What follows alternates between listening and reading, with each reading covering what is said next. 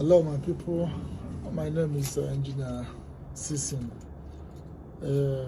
I come again today saying good morning, good afternoon, good evening, depending on when you are watching this video. There are things that got me the stuff that I would want to share with our young ones, common mistakes and the things you should avoid in your early 20s. And I'm talking to both boys and girls. If you can be able to take cognizance of these things I'm going to tell you, it's going to help you tremendously.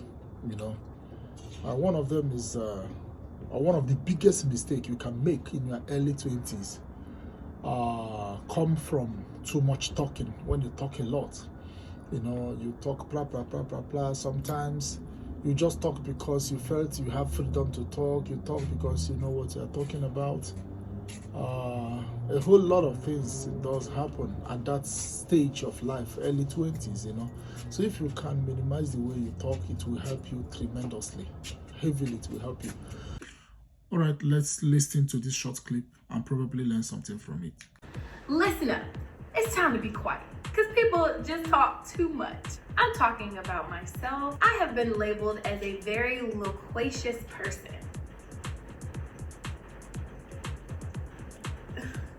I was introduced to this word by my little sister / friend, Deja. She actually called my dad loquacious at church. And you know what my dad did? He created a scented oil brand called Loquacious Lee. I get it honestly from my dad, but I'm self-aware and I'm a good listener, and from my perspective, my talking isn't a bad thing because, no one's ever called me boring. But it got me wondering, why do people talk so much? Well, I asked around and did some research, and here are 5 different factors and reasons why people just have so much to say. Reason number 1, people talk too much because they're afraid of silence. You know that awkward silence when you're forced to be in close quarters with someone that you hardly know? Some people don't talk at all, but others feel like that it's their duty to fill up the dead air in the room so that the other person doesn't feel uncomfortable, when in fact they feel uncomfortable. These people don't want to face the truth that if they stop talking, there would be nothing to say at all. Silence is sometimes a really good thing. Sometimes these same people can be categorized as people pleasers. The people that throw the best parties because they never want anyone to feel left out. They're great hosts.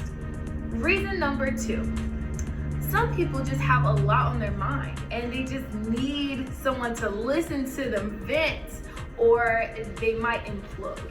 People who talk too much for this reason, they process their thoughts out loud, and they need a sounding board. So they would benefit from having friends and family members who are really good listeners. Reason number 3, some people talk too much because they're legit socially awkward and they just don't know when to not talk. Social cues just don't work. They may actually have a mental disorder, so just be mindful of that before you're rude. In my experience, it's just really the best option to be patient until they leave and then avoid them if they ever try to come back around. Reason number 4, they may be narcissistic. The ones that just are attention hogs, believing that everything that they say has to be heard by the masses. I imagine them to be those people that, say the same joke over and over again, and then laugh obnoxiously. Those people. Reason number 5, my last reason as to why people just talk too much or have so much to say is because they don't get any mic time. These are the ones that have a lot to say at the wrong times. They just be holding people up. This is a saying used in church, and it refers to when a minister, deacon, or someone holds up service, to give a mini sermonette before doing what they were asked to do, like read the scripture or take up offering. This is really annoying, especially when you're out of order and you're like just talking just to talk. Now, the second one of it is do not live on credits just to impress people. You know, people don't need to see you as you have arrived in your 20s, especially in your early 20s. Don't live your life to impress people, because if you start that early to live the life of taking things on credit just to impress people, you may not be able to get away with this lifestyle when you finally grow. The third one is do not make money your number one priority when you're in your early 20s. You know, money is good, but if you make money too early, it's somehow dangerous, because money has its own power, and because you have not actually acquired the experiences that can make you handle money, and money come that sudden to you, you know, it can lead you into a lot of calamities.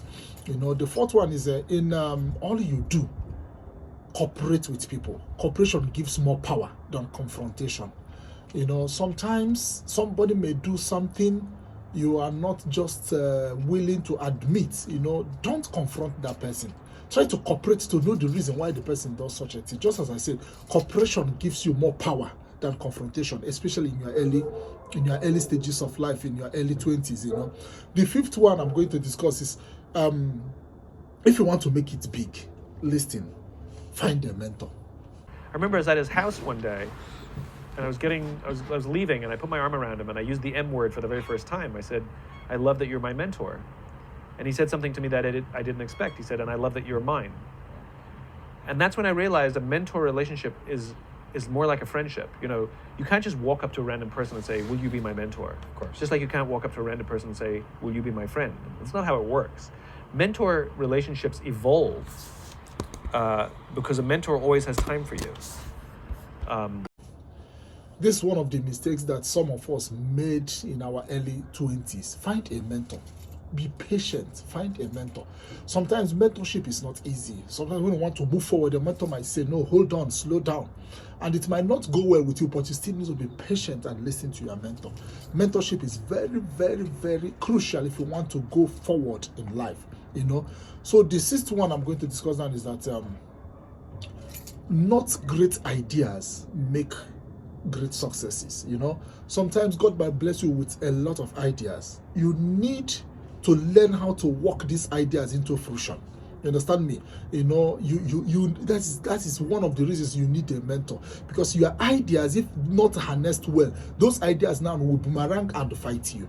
You know, because even the Holy Book said that him whom much is given, much is expected. So when much has been given to you in terms of ideas, my dear, slow down.